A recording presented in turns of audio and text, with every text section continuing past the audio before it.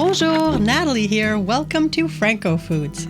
Today, I'm making possibly the most quintessential Quebec dessert, Pouding chômeur. First step is to make the syrup. It needs to cool before you pour it over the cake.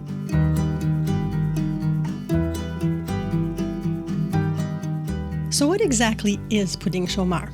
It's basically a sheet cake that has a sweet syrup on the bottom. Now, I did do some research on the history, and I found quite a few references to the dessert being created during the Great Depression because it was inexpensive to make. Now for the cake batter. You could make any vanilla cake. If you have a recipe you like, go with that. Heck, you could probably use a mix.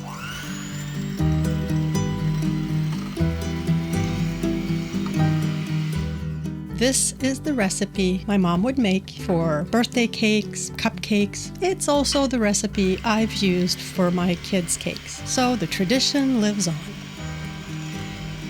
Once when my mom was making Pouding chômeur, I asked her how it was invented. She told me that back in the day, women usually had a specific laundry day. Now, this chore was also more intensive than it is today. So women needed a quick meal, including a quick and easy dessert that they could serve their family that night. I remember several years ago, I gave a friend a recipe book of Canadian recipes. In it, they translated Pouding chômeur as laundry day cake. So maybe mom's theory is more widely accepted than I think.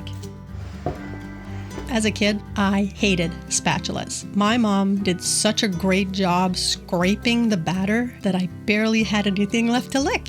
So, when I had my own kids, I always made sure I left enough batter behind for them to enjoy.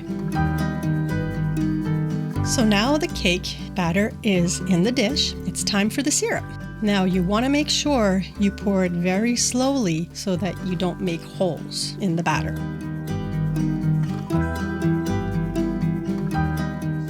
Et voilà, time to bake. The cake is ready when it's nice and golden. If you use a clear dish like I'm doing, you can see the syrup bubbling, so that's another indication.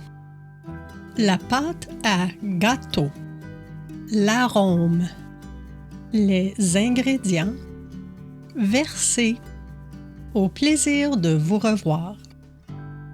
Et voilà, Pouding chômeur.